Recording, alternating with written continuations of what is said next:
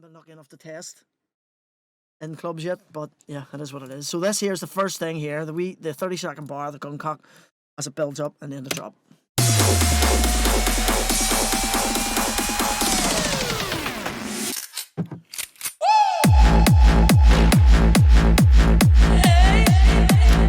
Okay, so it works quite well. The bass line is borderline hardstyle, not quite, but it has a reverse bass layer. So I'll go through, first of all, the kick. Just always start with the bare bones, the kick. This is just a Dave Parkinson kick, like the most bog standard thing. So the processing on the kick, absolutely nothing on that. Absolutely nothing on that, Jesus Christ. Bit of compression on the kick to make it a bit more punchy. Sometimes with these kicks are a little bit flabby, you need to kind of make a transient a little bit more present in them a little bit, so a little bit of compression on it just to bring out the bite a little bit, and then I've layered a little hat over the top. That's just to give it a little bit extra hang. So if you listen to the kick without the hat, and then with, very, very subtle, but it adds that little bit of high end that you need. And then processing on the top of the kick group, there's a little bit of processing EQ, on the high end. And then just 2 filters for transitions and automation and stuff like that. So that's the kick.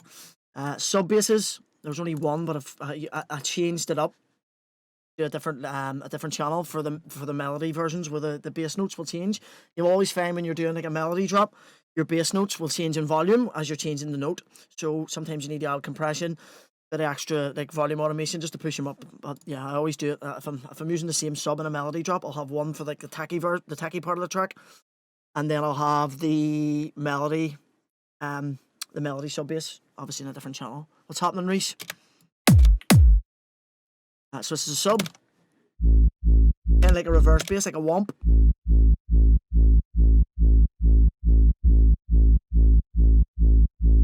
Oh, why is that not working?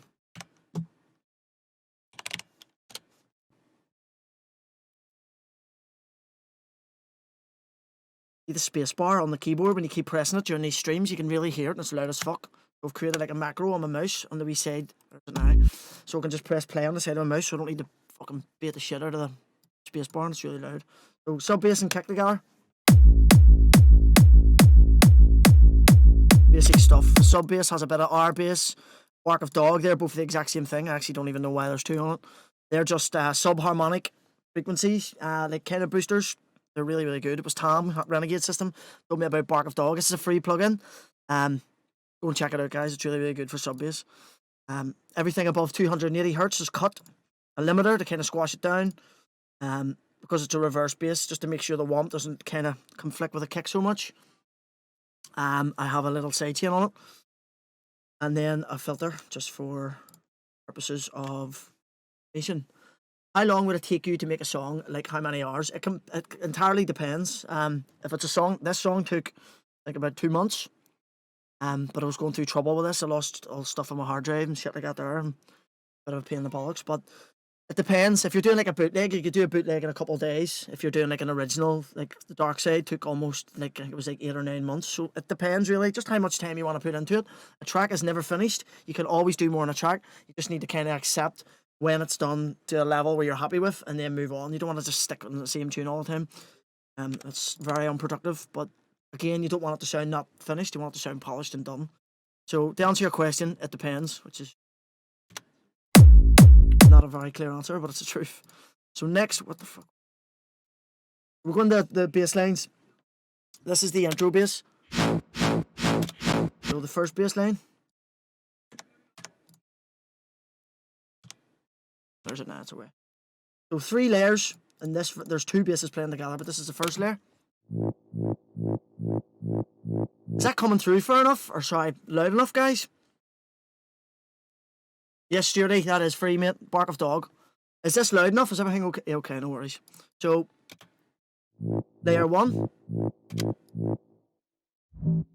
Layer 2. So that's like a low mid layer. Then layer 3. Those 3 together with the kick and sub. Kick.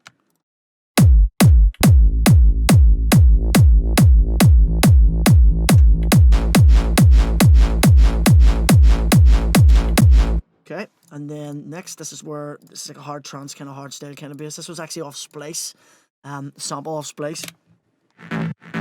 Just like 2 hits. I didn't have that in before. The original bassline, like right up until the last day before I finished it, was just this. And then when you add this in, it just takes it up a level.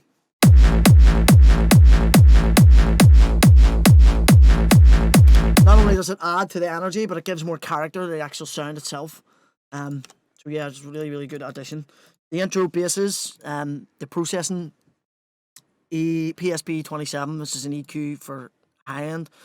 Saturn 2, which is a little bit of saturation.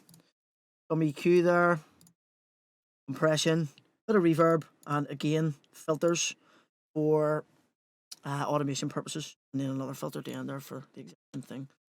So those basses together, I can sub.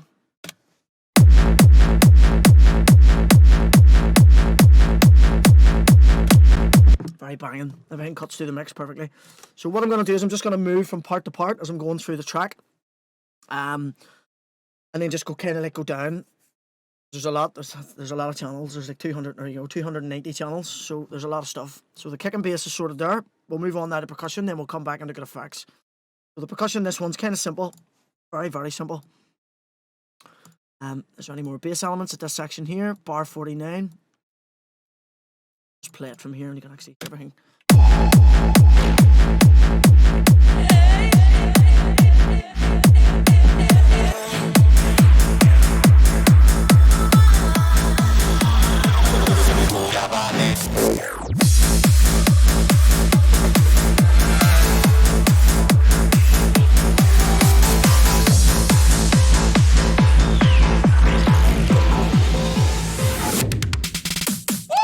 Focus on this wee bit here, first of all, the elements and stuff like that.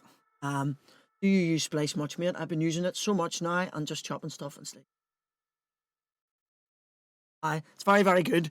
If you're looking for something really, really specific, it's good to go to Splice, because you can actually like download individual samples out of packs. Like the old way you would do it before Splice is you would have to buy the whole pack. To go through all the samples. In Splice, you can actually go through individually, and you get credits, and you can download a single sample from a single or all different packs or a single pack, and it only affects your credits, which is really, really good. Hold on 1 second, guys. 1 second. Bear with me.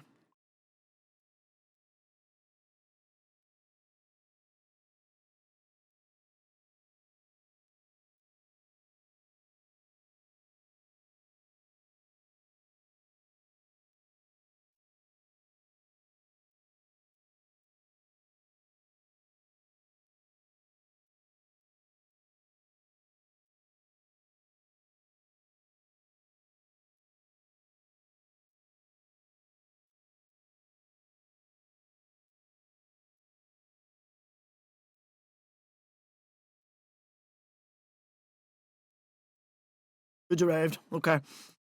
So, yes, to sum it up, Splice is really, really good. Definitely get involved with Splice. You'll not regret it. It's only like £7 or £8 a month for a certain amount of credits. And if you're looking for a specific sound for your productions, it's the first place I always go. Okay. Sorry for eating, guys, but Chinese was late.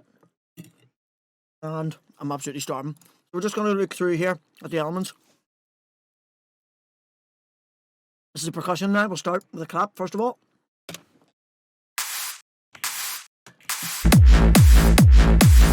And that's, in 5 minutes.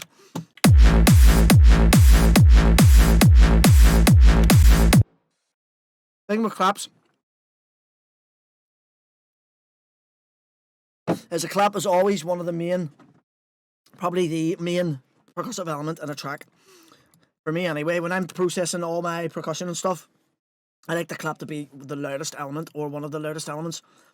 The clap automatically adds a lot of energy to your track, so it makes a lot of sense to make it cut through the mix. Listen to that with the rest. Notice you can hear the clap louder than everything else. That's I've done that on purpose. It adds a lot of energy when the clap comes in. So there's the clap, and then we'll have open hats here, which is 3 layered together. Hat number 1, bog standard. Hat number 2, and hat number 3.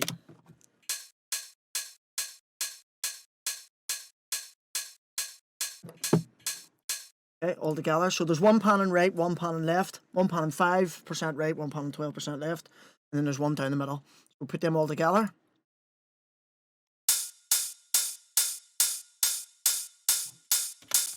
The clap, bass. Yes, Taylor, I'm recording it. I'm going to be doing it, chopping it up a lot though, because I'm going to be answering questions a lot and stuff like that there. So it'll maybe not be up for maybe a week or so, but yes, eventually it will be up.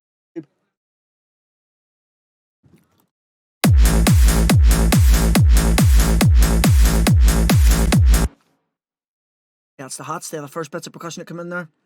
And then there's a loop that comes in as well here, which is this. The high end loop. And then some snare effects here.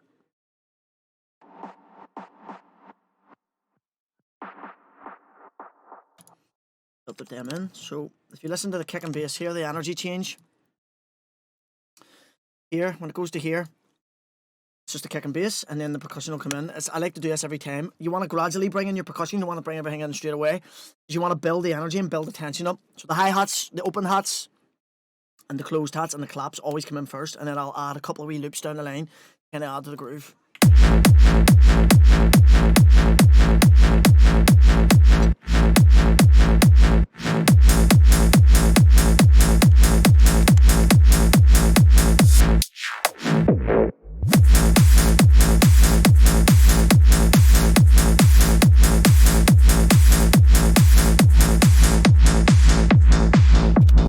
What genre is this? Tech trance.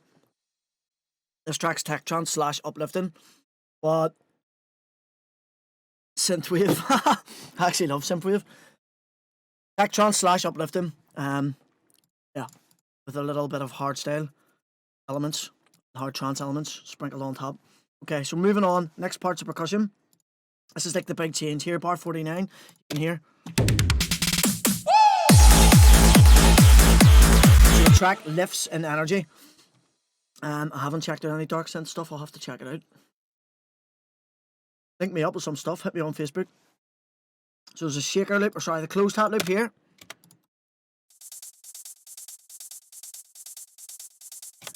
There's another closed hat loop. 1 pan on left, 1 pan on right. And there's a shaker loop, which is pan on left and right. That's an LFO.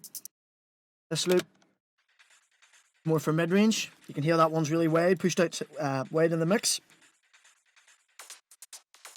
A hat loop there. Snare loop here adds to the groove.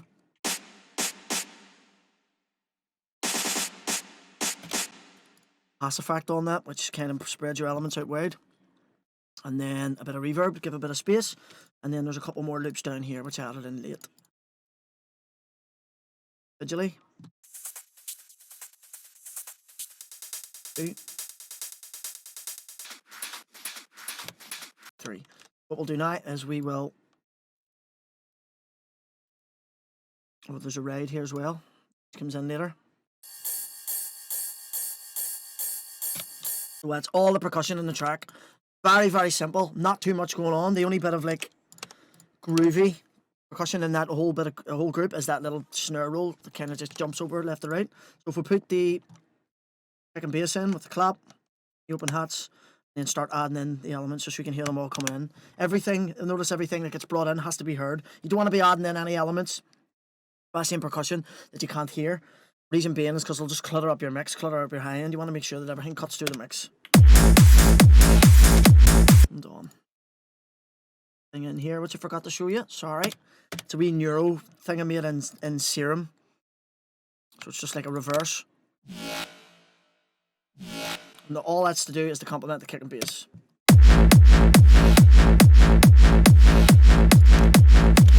Okay, so clap, open hat, and then we'll start bringing in these elements. So the cat loop.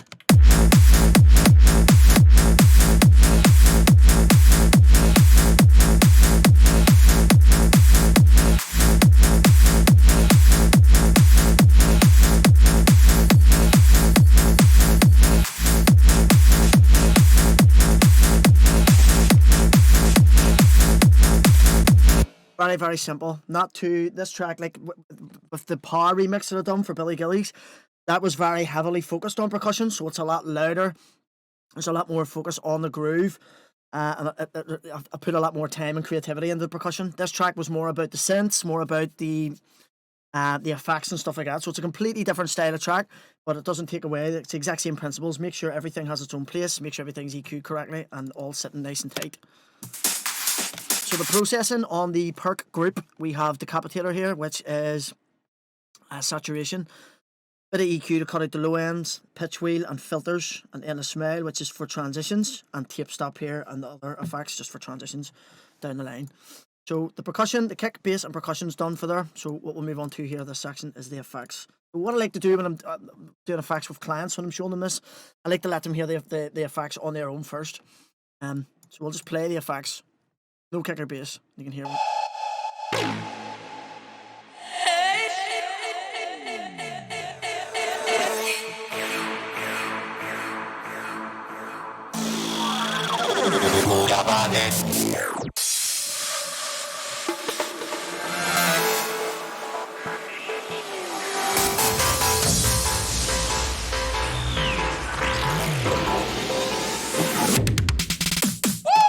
So the reason it's like a staircase is because every time, because my track, as I said, this track's almost 300 channels just off it.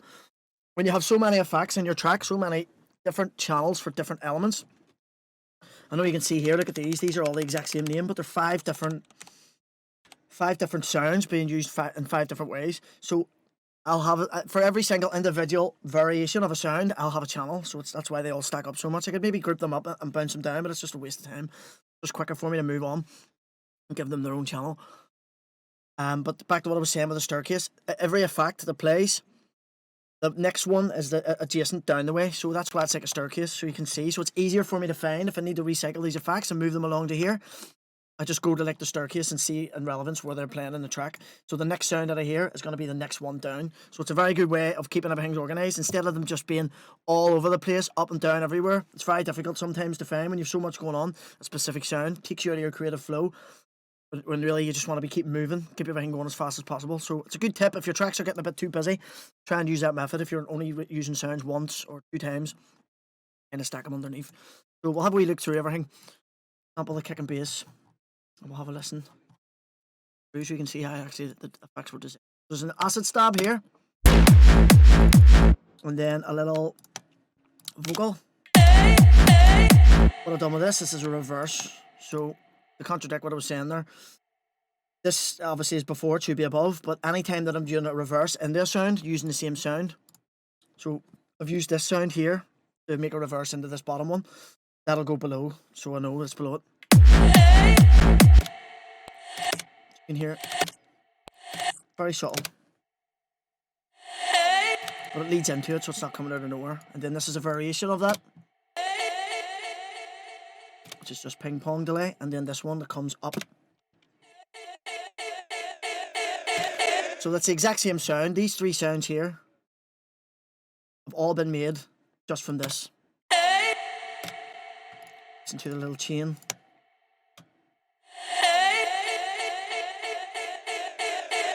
So this one's going down the way and this one's coming up the way. So they're kind of complementing each other and giving a bit of movement. Next across here is another variation, which is just pitched, panned right down, and then a tape stop on it.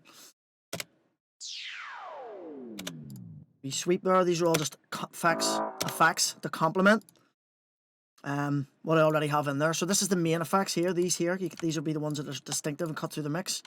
But this little down sweep is just to complement them. We'll give a bit of extra depth.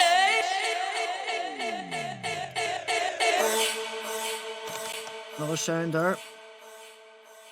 And this is a reverse into that.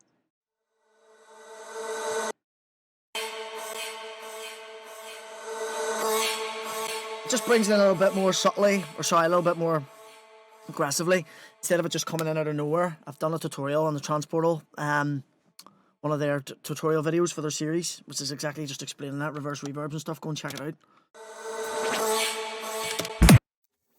It's just a reverse warpy effect.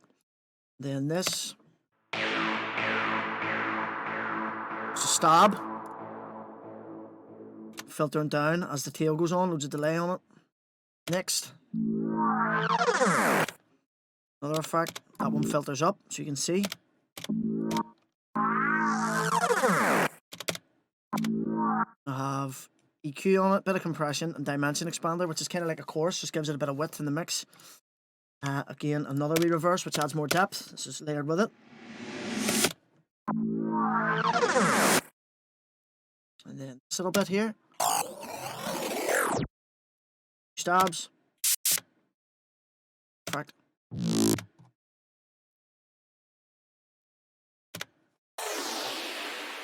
Okay, so if you listen to all these now, listen to the way everything leads into each other.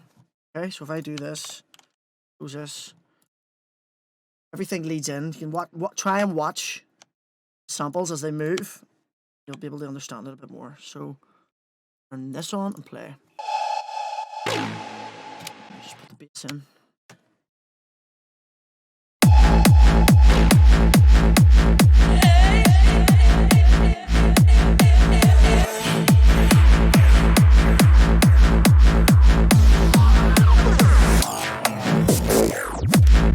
Everything's leading into each other. It's kind of giving that interest and that energy. Works really, really well doing that in the start and the intro. Notice like only here in the project, there's nothing like this along here, because this is the breakdown, and I kept the second drop kind of simple and stripped back. So the breakdown obviously doesn't have crazy effects like that, and then the ends uplifting. So you can get away with doing just, you don't want to have this through the entire track. It's just a little bit too much. So you can see there, this is completely different part of the track. There. Here, strip back, breakdown, and uplifting. So it's just mixing it up, almost like multiple different styles in one tune. Works really well. So there's a couple more wee effects here. This here one. Yeah, it's just a sample out of an old Tony DeVitt pack. And I've done like a reverse effect on it. I actually showed this technique in the video I was talking about, which is in Transportal. Instead of it reversing in, like a reverse reverb, use an arpeggiator with the start of the sample. It resets the sample and gives you that kind of like roaring effect, and then it's just filtering in high pass.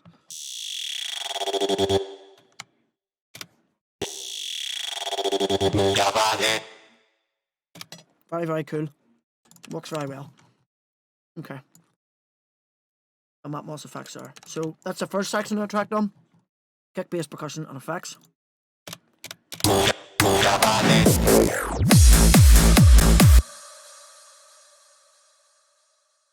Yeah, it does a ball ache, but it's fun.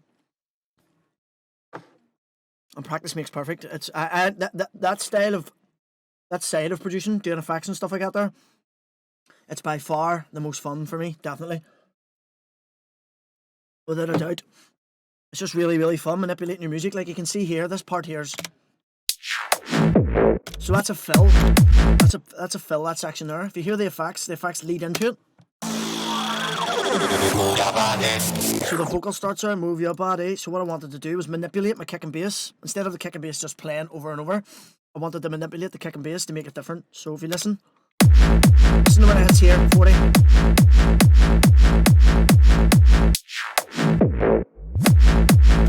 So the way that I've done that, the way that I've done that is on the kick. Hold on, did I mute that? That's going to do my head in.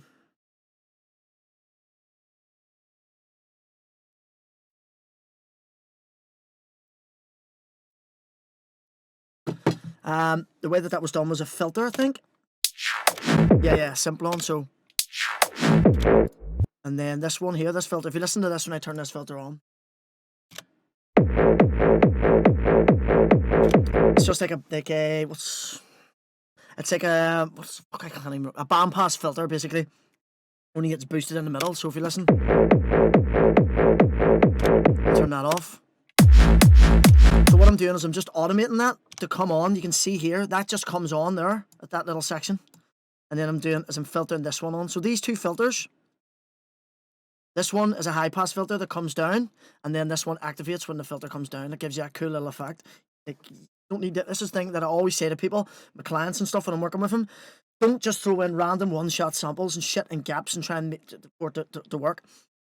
You have to learn, really learn how to use your effects, your reverbs, your filters, your delays. You really have to learn them inside out and use them to manipulate the sounds that you already have in creative ways, because it's going to give your track so much more character, and it's just going to sound, what's happening, Stricky? It's just going to sound a lot more professional sound if you can do that. So if you listen here one more time. Then what I'm doing is just having the bass hitting once, and then I've reversed the kick to come up, which gives it the whoop all together.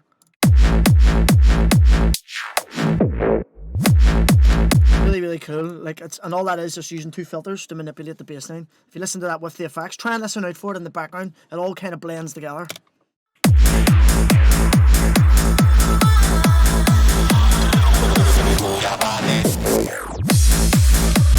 The way everything blends. Tape stop on the effects comes down when the kick comes out.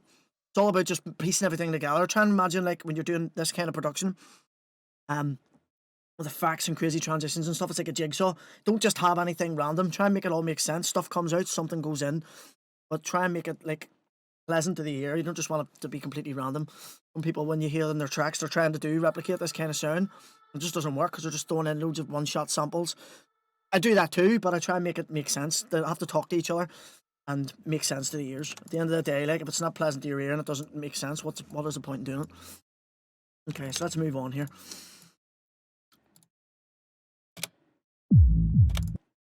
Synths. This is the second section here, so we'll have a listen. Bar 49.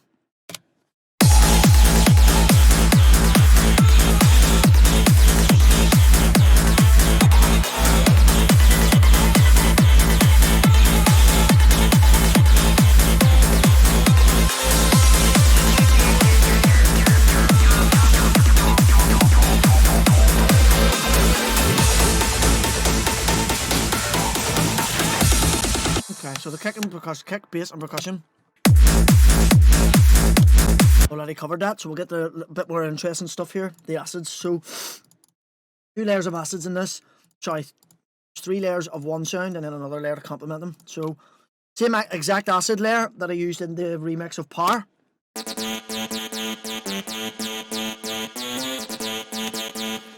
Like, the most basic of processing. There isn't even any processing on the individual channel. It's just silent. And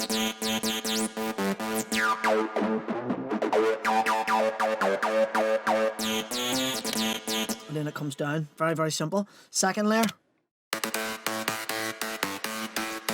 It isn't even an acid layer. This is out of one of Harmonic Rush's banks. It's a lead, but I just layered it with it.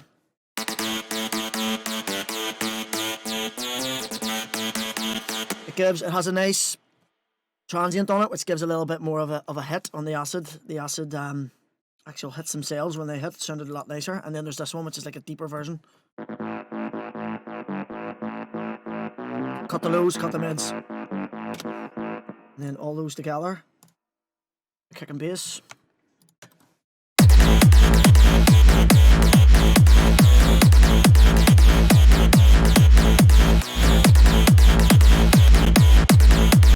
Processing on the acids, again, very simple. EQ, little boost in the low mids, and just cutting some of the mid-range out. It was a little bit harsh on the ears. Decapitator, which is distortion. Very important with acids to use distortion. Sometimes I like to really push it, make them super distorted, but they sounded really nice together without doing that, so I just kept it simple. Bit of saturation. And then vintage reverb, which just gives them space.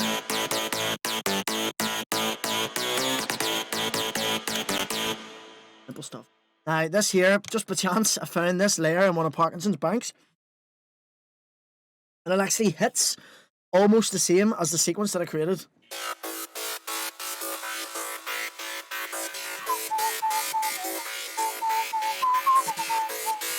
So it made sense to try it and see if it worked. It was the same key as well, which is A. So put that in, and lo and behold, fit like a glove.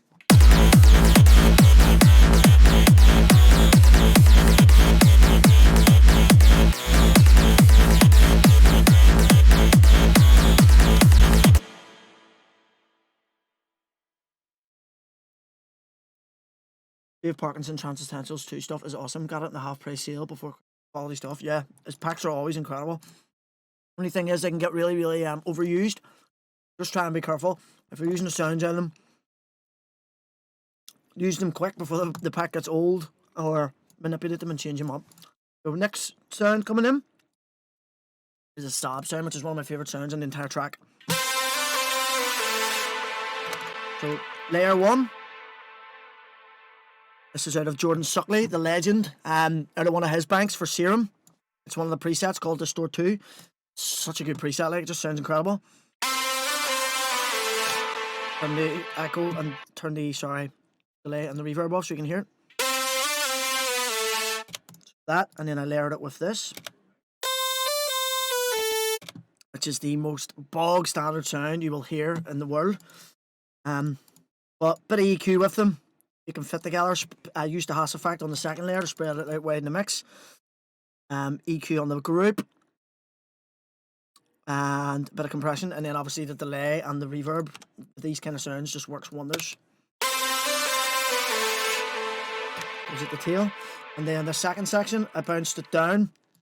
Changed the sequence and then bounced it down because I wanted to have a tail on it. So. And then this again, you'll see these a lot of my tracks, as always. They're just this is just a reverse.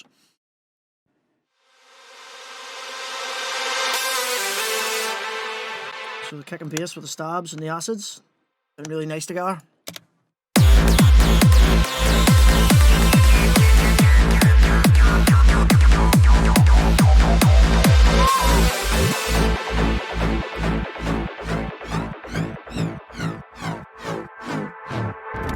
And then what I've done here was, this is again using the sounds I already have.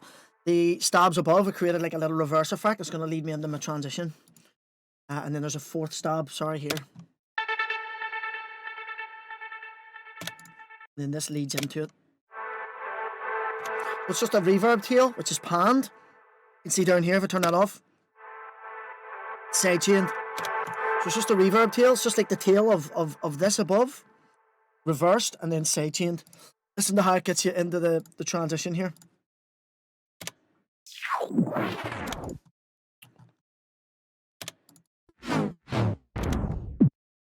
So, is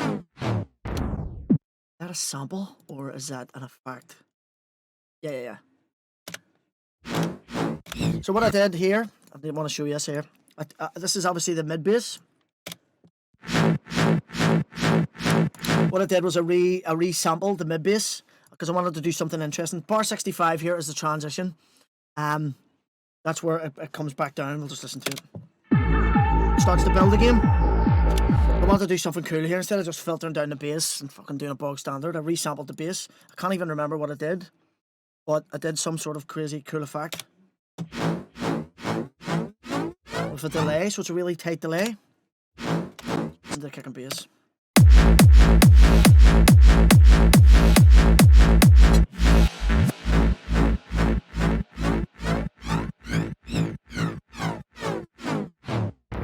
And then a tape stop at the end, so it just gives you a bit of interest coming in. You can hear the percussion here as well. Filters down and pitches down as well.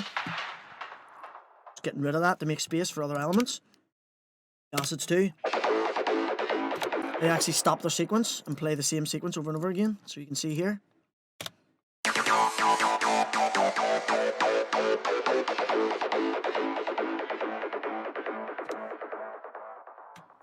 And then here, the big energy part comes in with the snare builds.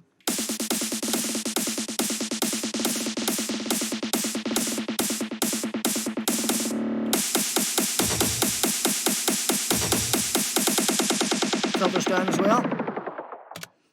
And then another element that gets brought in there is this little vocal snippet. So it's out of The Music Is Moving. Let me just get the original sample so everybody knows where I'm at here. Music is moving.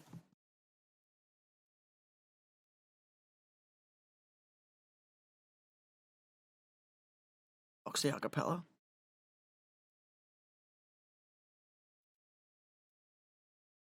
I did have the original, the acapella, that's what I started it with.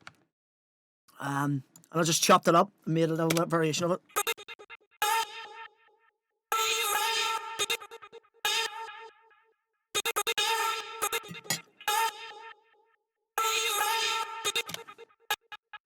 And then down here, that plays with the acids and stuff. The new part. BK, yeah. It's an original though. I don't think it's really, really old.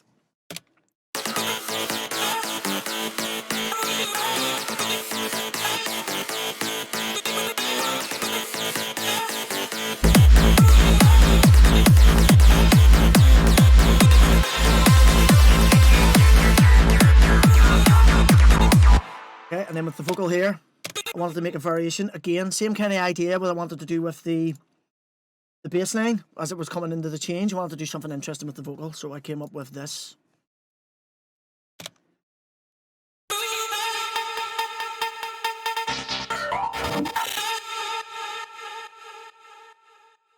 So to do that, just take that long reverb, bit of sidechain. This is from a plugin called Tantra. It's just a preset on Tantra. This is basically if you put like a big preset library on Tantra, and if you just throw any sound, a pad, something sustained into it, and just play with the presets, you can get some really crazy fucking nuts sounds. And this is one of them. And then I cut it. I wanted that to cut. It was a bit too. I didn't like those little like robotic nodes, so then I just created this. This is the hit again from the end of that. Listen to how they all work together with like the bass line. The idea for the bass line.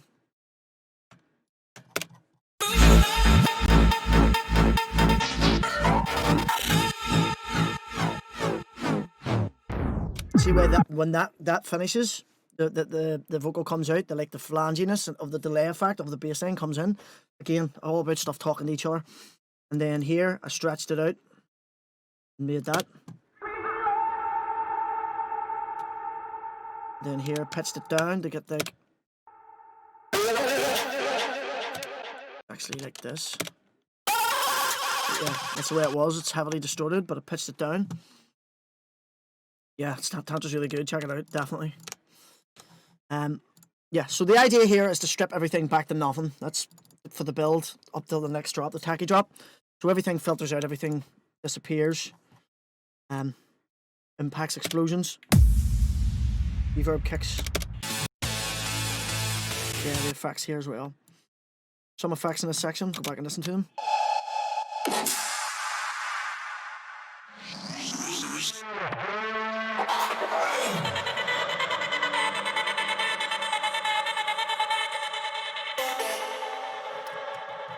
So again, everything leading into something else. If you listen to those with the acids and the kick and bass.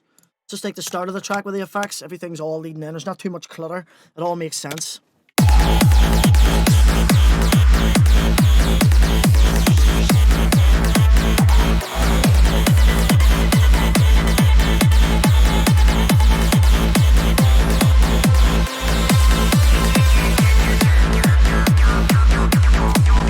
Here, bar 61 is when I introduce some specific effects that are only for that area. So let me see.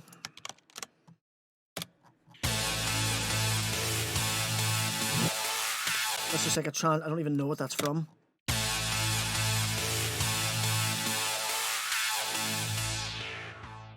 Filters up and filters down. Then there's some hits here.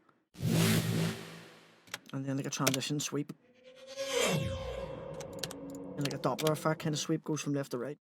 And the reason they're in there is because that's when everything's going to come out. So the kick and bass, the percussion, the acids, they're going to filter down at that section, 61. And because they're filtered down, you're getting a loss of volume, you're getting a loss of energy. You need to add in some elements that'll complement that section that keeps the track sounding nice and full, which is why they come in. So the snare builds as well. So everything in there makes a lot of sense. The vocal effects, the kick and bass, everything's coming out creatively, and I'm just contemplating and adding in and complementing the sounds with extra elements to give more depth.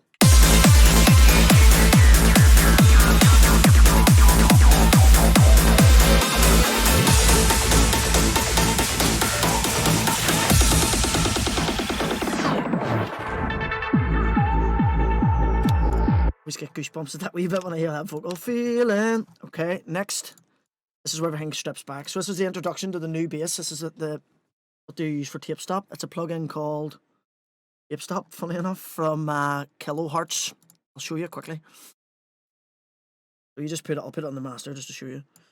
Put it here, and all it is a little button. Don't crash, there we go. Just a little button. Just pick your stop time.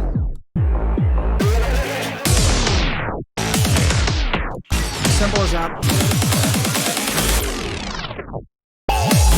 Very, you can't get any simpler than that. Check out the Kilohertz pack. I keep looking up here for some reason at the chat as if I'm speaking in the camera. It's doing my head in. But the Kilohertz bundle, it's a lot of wee plugins like that. They're just very, very simple to use. Super useful. There's a reverser one as well, which you can just use to like quickly reverse samples, quickly reverse a bit of percussion or something like that in your track if you want to fill a specific bit. It's really, really good. Check it out. Kilohertz bundle. Okay, so this is the introduction to the new bassline. So that bassline from the start, that's gone now. This new one comes in, which is actually two basslines put together. So it was a bassline that I had for this track and then another bassline that I made with a client and ended up just layering it over the top. Did it perfectly. So we'll listen to the bassline first of all when it drops in.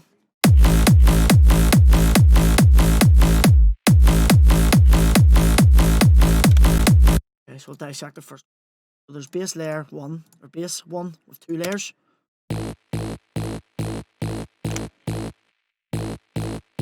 Serum.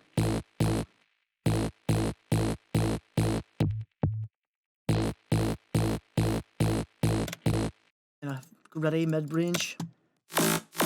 That's out of my pack, my kick and bass pack.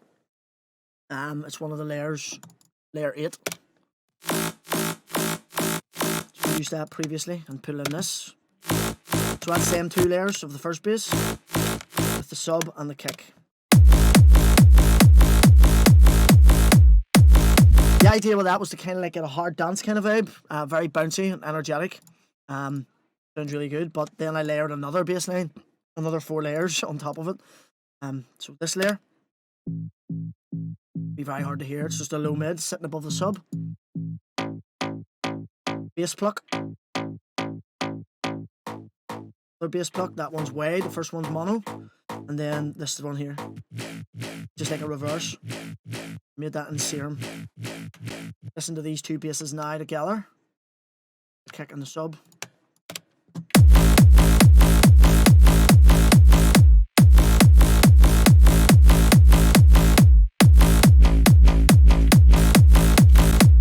Both complement each other and they work really well together. The bass 2 is a little bit lower in volume because it's more focused on the low mids and the mid range, whereas bass 1's more in the highs. So I just wanted to cut through a bit more on the highs, which is why that one's a lot.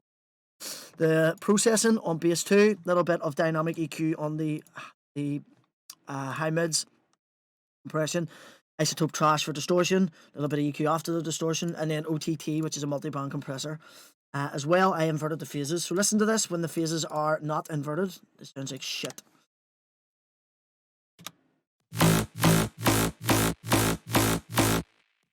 So turn this on. Off. There's a phasing issues going on there, and by inverting the phase, it kind of fix them. Gives it more of a full sound, and it gels better with the sub as well. Okay, and then on the channel of the group of them both, there's just a bit of mag EQ to bring out a little bit more high end, and then max bass from Waves, which kind of just adds a little bit of warmth in your low mids, sometimes if we're lacking. And then again another layer of bass which I added in at the very end of the tracks, just a stab, which is another like low mid, but it's EQ differently. So all in total, that section has 1, 2, 3, 4, 5, 6, 7 layers of bass.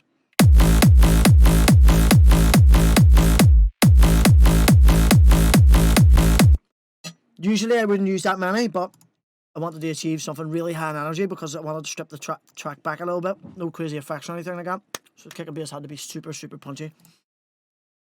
And let's move back to this little section here where the bass gets introduced. So as the transition comes in, the other bass comes out at the start, leads into this part, which is where this part, the filtered bass, so really distorted. That's with the pedal here.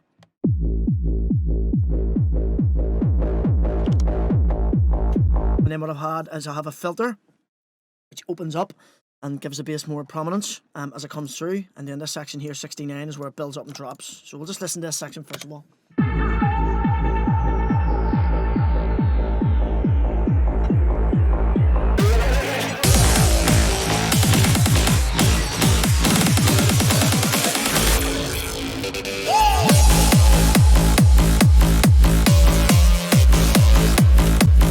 So all about building the tension. I always try and cover this here. 1 second. I don't have a lock on my door, so I have to actually lock myself in with a big box. Heard my crazy daughter trying to make an appearance. I'm gonna go mad, so I have to lock the door. Lock the door. But yeah, bar 65 up till bar 73. It's all about. How's it going, Stevie, mate? Happy New Year to you as well.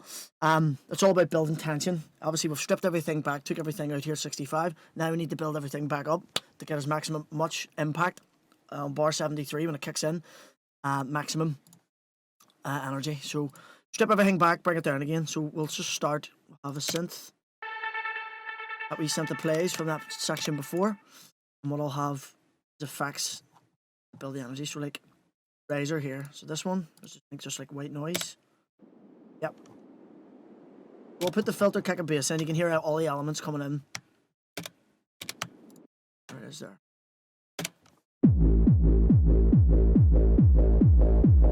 You have the sweeps here coming up. That's in the fill, and then you'll have these first break effects. So these first break effects is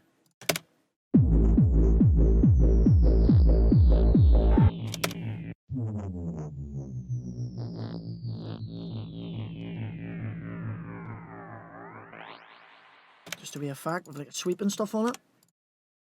There's these risers.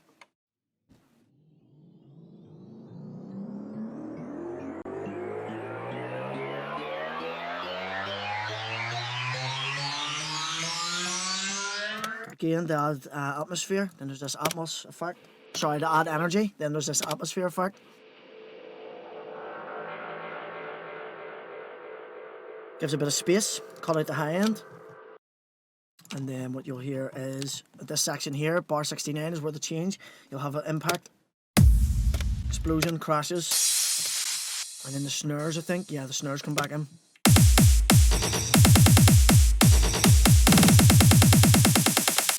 Here as well, I tease in, what's the next element that I'm going to show you. This is the main part of this bar 73. I wanted to leave this to last. It's like a talking kind of synth effect.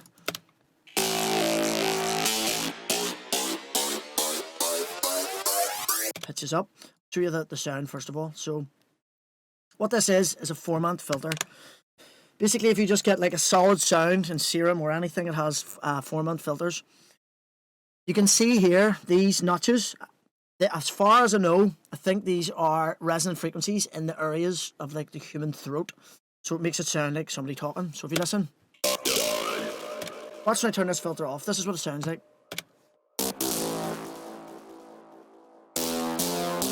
It just sounds like a very low octave stab. But when I turn this on, this is what it sounds like.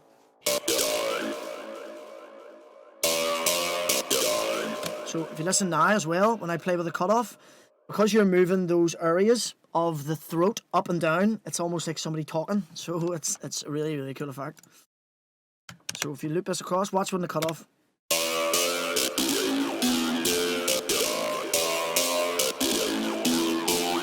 It sounds like a robotic kind of guy talking. Really, really cool. But yeah, that's the main effect, the main idea for that section. And what I've done is I layered this over the top, which is like a neuro kind of lead, very Sam Jones kind of style.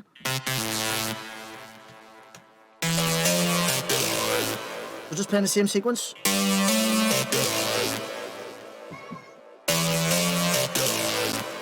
And then there's a third layer, but I'm getting ahead of myself here. I want to show you this transition first of all. So listen here when it builds up. Bar 69, this is when I introduced that sound. That drops in with a kick and bass at bar 73, and it kicks in, gives it all that energy. But this will introduce it a lot more subtly. Instead of it just coming in out of nowhere, bringing it in at bar 69 and teasing it before the fill, it just kind of introduces the crowd, let them know that it's coming.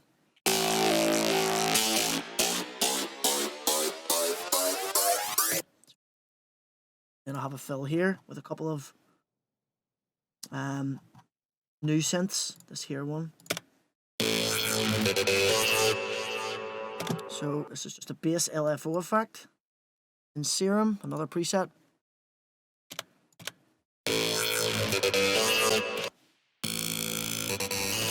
Just has like a phaser 24 filter, which has like a notch in the middle, but it has like sweeps on the end, so it moves. It gives it like a lot of movement, and then a lot of reverb and delay on them. Again, reverse reverb into that, and then there's a couple of effects here. It's into these. These all are like the pre-fill that leads into that section.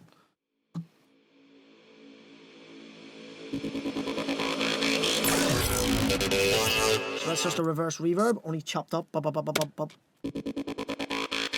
That sound, and then there's a laser. So if you listen to the Formant filter section, what it was just explained there, that kicks in, it leads into these effects, and then obviously the first break effects. And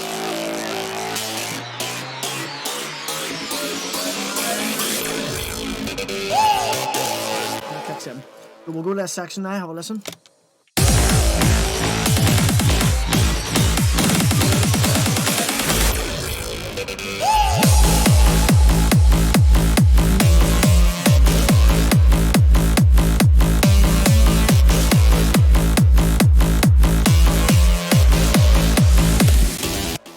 Okay, this bit here, this is a fill. Bar 80's a fill. Wanted to take a kick and bass out, do something interesting. So instead I added in like all random one shots and making a brand new fill, I just took what I already had in this sound, the talking lead. I just took like a load of steps of it playing and just like kind of went up on a staircase. And then what I've done as well, if you listen to the start here, it's up, so I took it up an octave. So when it kicks back in at bar 81, I took the Formant filter lead and jumped it up an octave, so it adds more energy, it lifts and goes up. And I added a new layer as well, which is this. So the first two layers were these two, this little one on top here.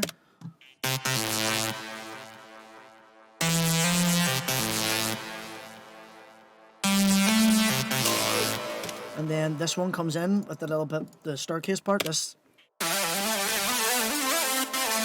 These three play together.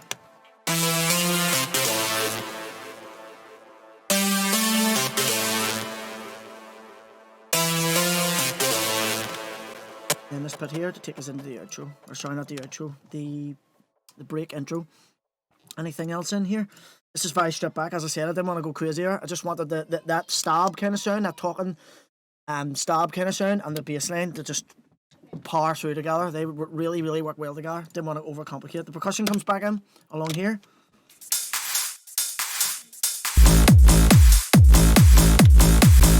But yeah, along here there's just some little variations of bass as well. So there's this.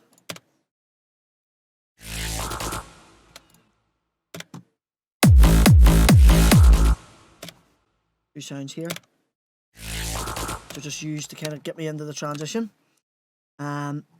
Effects down here we'll have a look at too. Channels. Yeah, just transition effects. Just get you ready for your transition.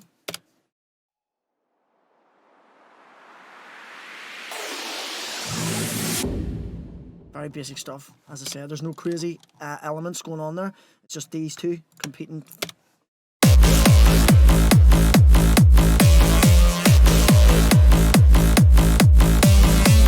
Works really well. I'll show you the processing on the synth shots. So S1 Imager, kind of bring a little bit more centered into the mix. Mag EQ to bring in bring out some more high end compression. EQ again. Delays. Black box, which is a saturator. Unbelievable, to be honest.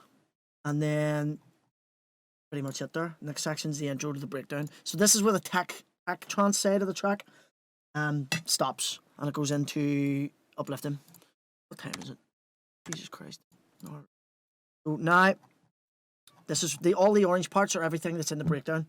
So everything in the orange is either introduced from the breakdown or specifically made to get us into the breakdown. So we'll listen to the track first of all, and then go back and listen.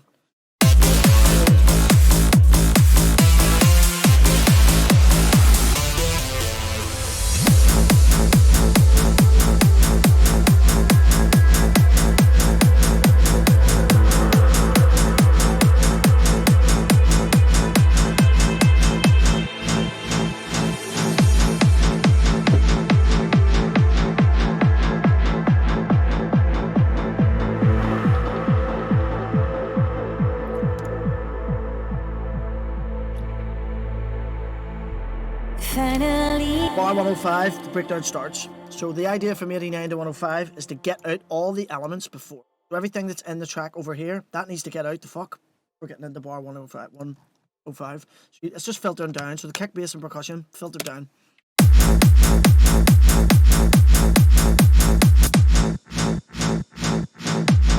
here? Filtering up.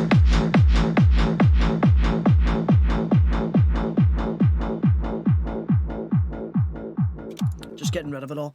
And then here we'll have some atmos sounds then to come into this section. Atmospheres and stuff like that are always very, very good to use to get yourself into your breakdown. It's giving a feeling.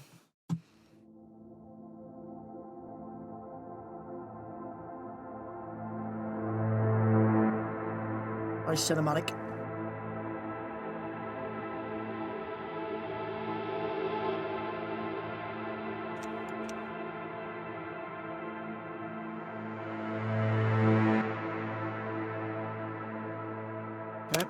In the breakdown elements, we'll start with these. So this little pluck that comes in,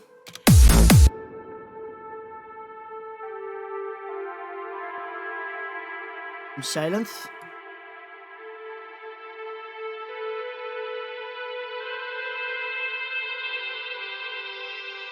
very atmospheric, sits in the background. Get that in with the atmos sound so you can hear it properly.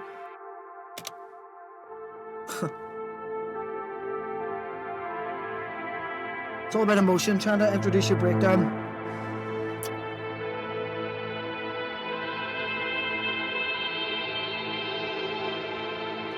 We have these little percussive elements here. Very, very subtle, they just sit underneath. Giving a bit of atmosphere. And we'll skip that effects for now. We'll listen to the pads. So this is the pads that come in at the breakdown, but they're just filtered in gradually over this section with the kick and bass.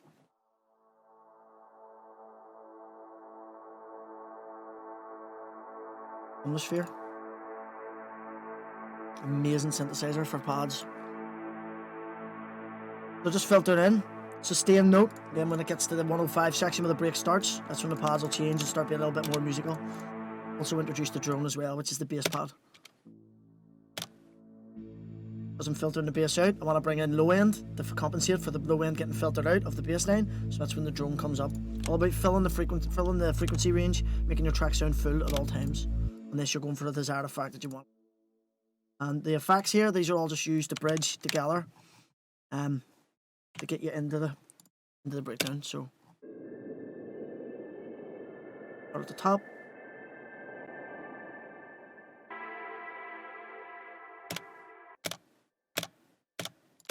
It's completely fucking muted. Why?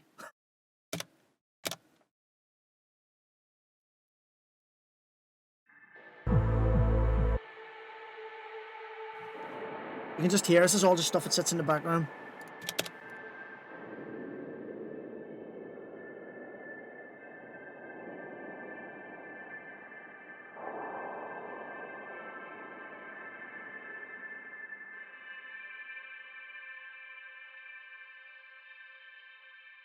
Just Thunder and Lightning here, sample from Thunder and Lightning, just got this off YouTube. I don't understand why this is doing this sound. I don't think these are all supposed to be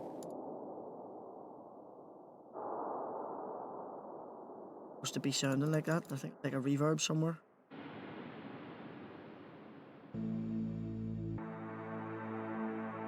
Let's see.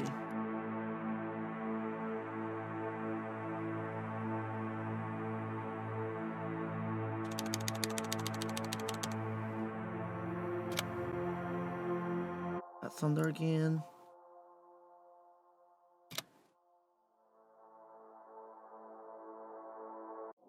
What is it? It's just filtering.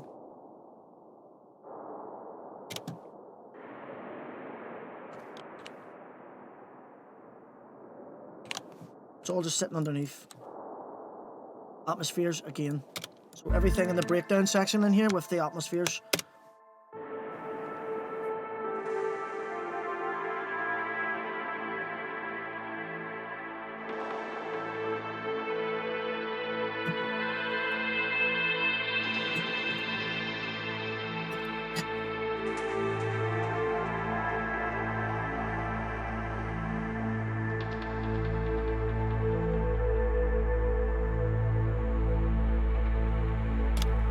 Some vocal effects here as well.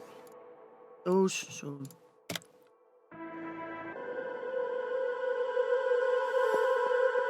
that's just a reverse, like kind of reverb kind of effect that I took from the vocal out of the track. Sweep up, sweep down, sidechain, or reverb, just like to give it a big long tail again.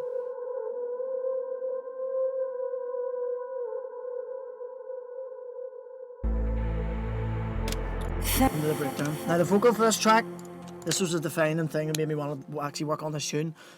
When Nick sent me the vocal, he blew me away. I had the idea immediately in my head. I wanted to do something really, really uplifting. But I wanted to do something hard and banging too, which is like the track's sliced into two bits. The first section of the track, up until this point, is tech trance. It's like tech trance, banging as fuck, full of energy.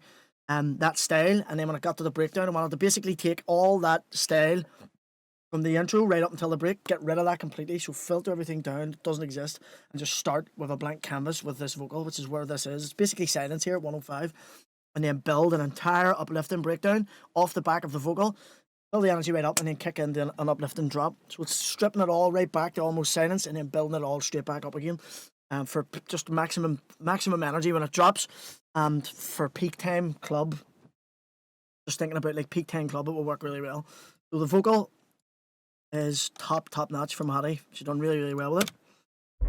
Finally, I feel your heartbeat. I know it's pure. So, just on the vocal, don't go go too crazy. You're worth waiting for. This is just basically a vocal rider from Waves. Kind of like just brings the vocal down in volume. Kind of like a compressor. Just kind of keeps it nice and tame, doesn't go too crazy all over with the volumes and stuff. Have a little bit of compression on it too, and then delay, reverb, and that's it. You don't want to go too crazy with your vocals. Bit of EQ on the master, de-esser to take the hisses off the S's. A bit more EQ, and then another compressor to kind of squash the reverb, delays, kind of in as one, make it sound nice and full. So the vocals with all the effects. Finally, I feel your heartbeat. I know it's pure. You're worth waiting for. This is where we start building the really cool elements in the breakdown. So the pianos, one of the first ones, I had to put a piano over it. I'll put the drones in and the pads. So this is where the pads and the drones start to actually be musical. They'll change notes.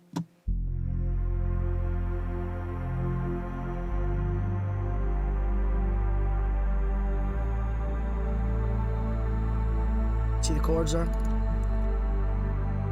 Very basic.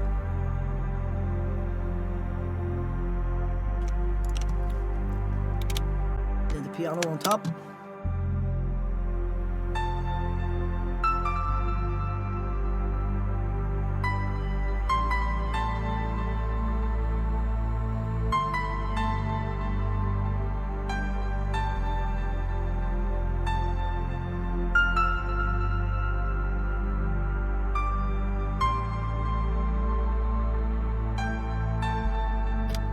Almost like perfectly uplift them, even without the vocal. Then you bring the vocal in. Finally, I feel your heartbeat. I know it's pure.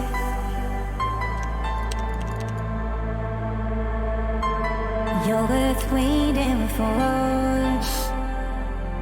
We'll be forever as one. We'll stand together in love. We'll hold on to what we lost. So that's that section there. Very empty, very stripped back. It's the way you want it, to be honest. And then bringing in the arpeggiator here, which is the part where everything starts to really, really lift. The arp comes in, filter down through the layers.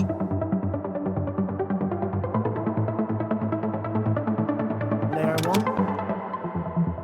Turn the filter off so you can hear it properly. And find it.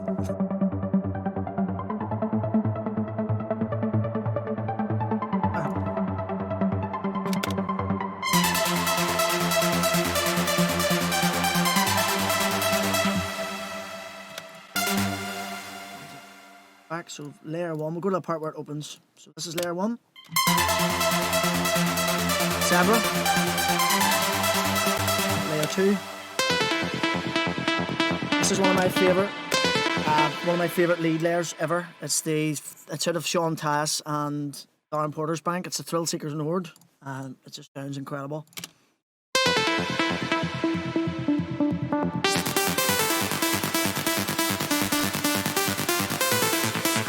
I use that in every single trance track with a melody, or if I'm doing an arp, I'll use that layer always. It's amazing. Layer 3, which is the same layer as layer 1, only it's down an octave. So it's the exact same layer, exact same everything, it's just down 1 octave. And then layer 4.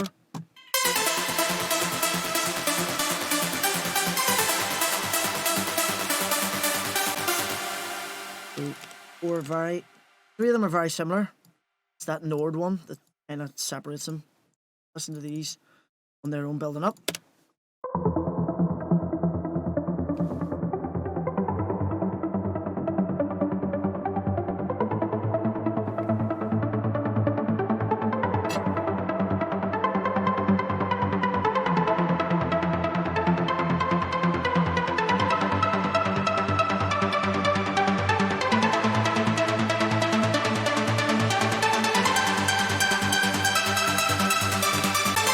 Amazing melody as well in the original.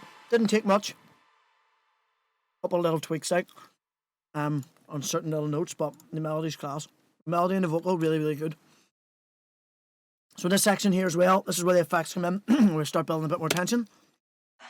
There's like a breath effect, some sweeps and stuff. None of these.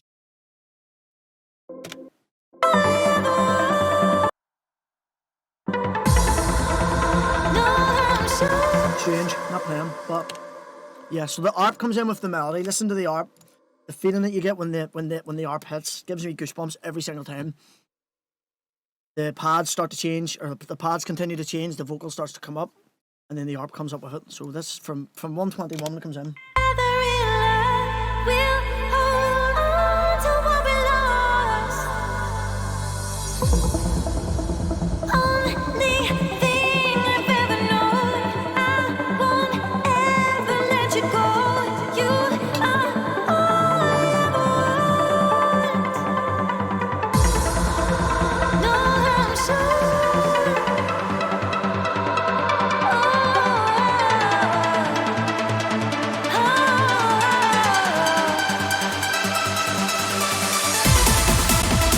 There, the goosebumps from that every time I listen to it. I love it. Like, we in fact want to show you here quickly on the vocal. What I wanted to do to make HATi's voice a little bit more interesting is I've done a couple of little reverse reverbs on her vocal, parts where it was fading out, and wanted it to come up and come back in. So if you listen to those, listen here, these little bits.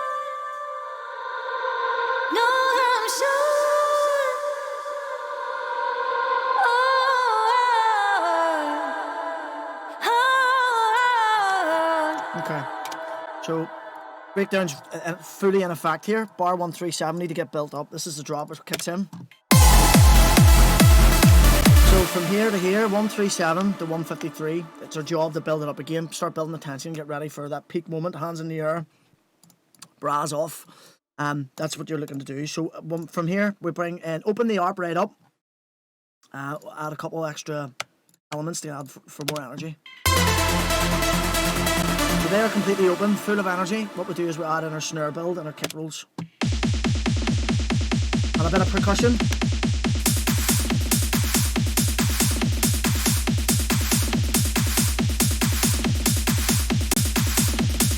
you'll have your sweeps and stuff and your effects.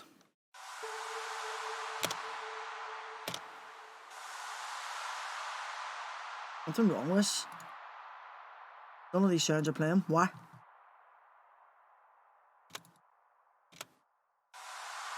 So strange. Like none of them are playing, listen. I don't understand what's going on there, like that's weird, but we have a look here. Maybe they're writing or something. Anyway, they're playing when the track's in anyway. It's only sweeps and stuff like that there, so I don't really need to show you. But yeah, from here, 137, build everything up, the snares, the kicks, and then there's this is all sweeps. There's a little fill here that comes in before. This little bit here, drop fill, sub drop.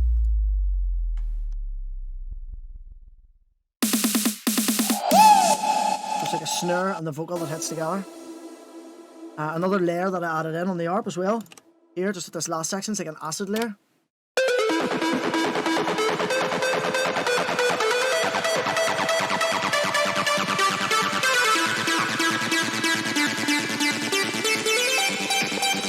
That just comes in halfway through at 145 to kind of add more energy. I've done the exact same thing in The Journey, the track with Billy Gillies. Just added a wee acid in just before it dropped. Worked really, really well, so I decided to do it again. So listen here, 137 up until it drops.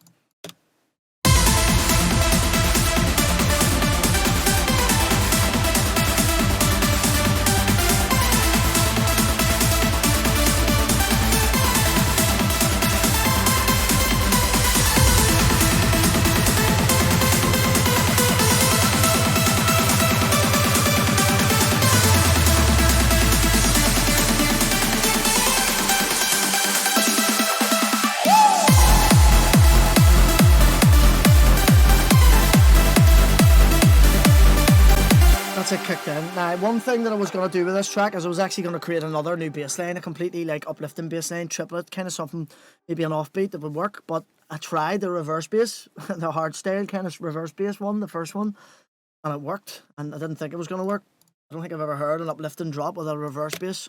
It worked, and if it works, it works.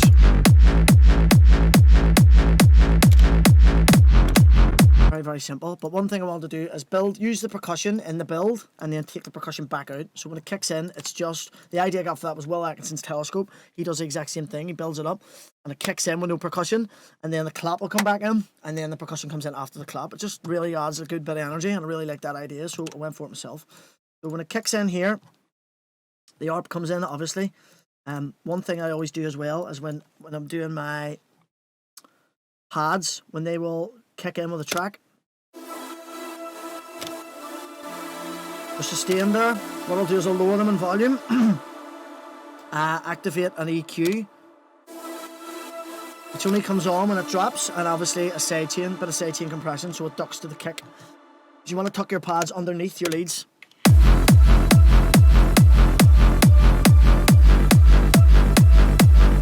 And then the same thing with the leads, a little small bit of sidechain compression on the leads, and then what I'll do is have here the CDs filter up.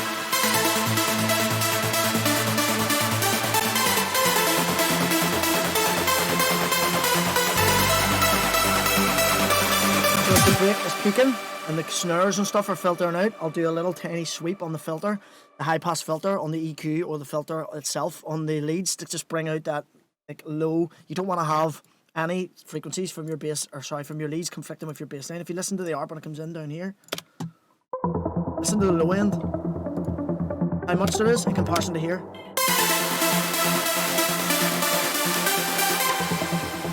Because we don't have any bass lines in the breakdown, you have a lot more freedom to use a lot more low end and low mids out of your leads to kind of give that more full kind of sound. Obviously you have your drones there. It comes back in. It's all about mixing everything together, make everything fit as best as possible. So this kicks back in here, the leads, the pads, everything opens up, the bass line comes in, and then the clap is the first thing introduced, which is here. So if you listen.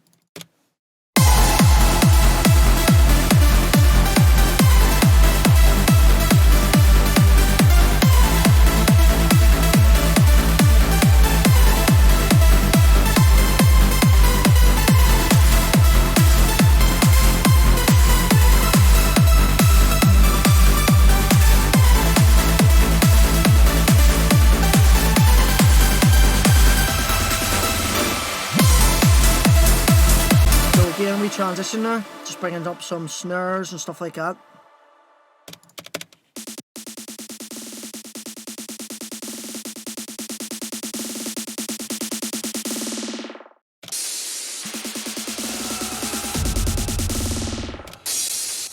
And then one last little element that I bring in here is this little pluck that comes in with the ARP. This is layer 1 from June, amazing synthesizer. Very 80s synthwave kind of sounding. Another layer with it. Processing on those is just EQ, bit of reverb, compression, and then panned it left and right. So listen to that with the ARP.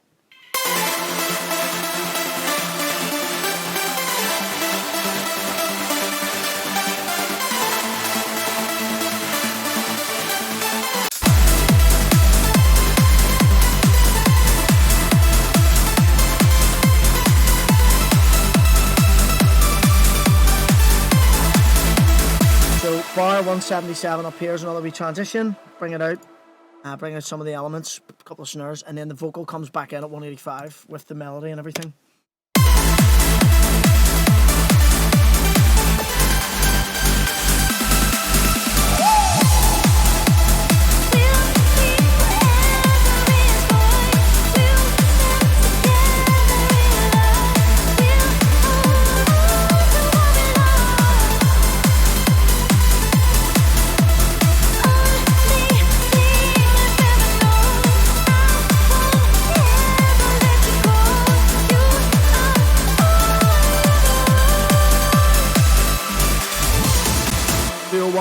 Which is where we start to get everything prepared to come into the outro, which is 217.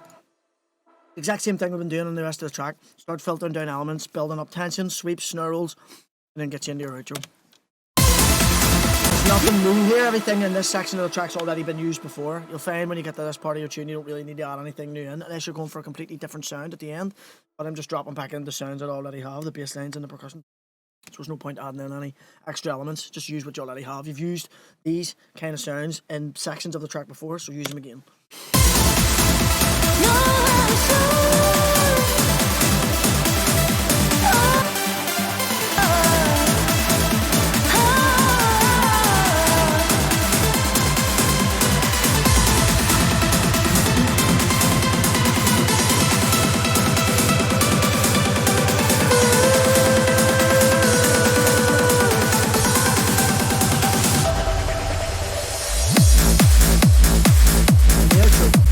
And then from there, it's just the exact same thing. Every single time I do an outro, it's a 1 minute outro. Take the sub out at bar 233, and then just filter everything down. Add in some atmospheres, stuff like that. That's pretty much the entire track. An hour and a half. I'm surprised. I thought that was going to be longer. That was fun. I always enjoy doing these. I will get it uploaded to YouTube if anybody's joined halfway through. Anybody wants to rewatch it again, I'll get it onto my YouTube.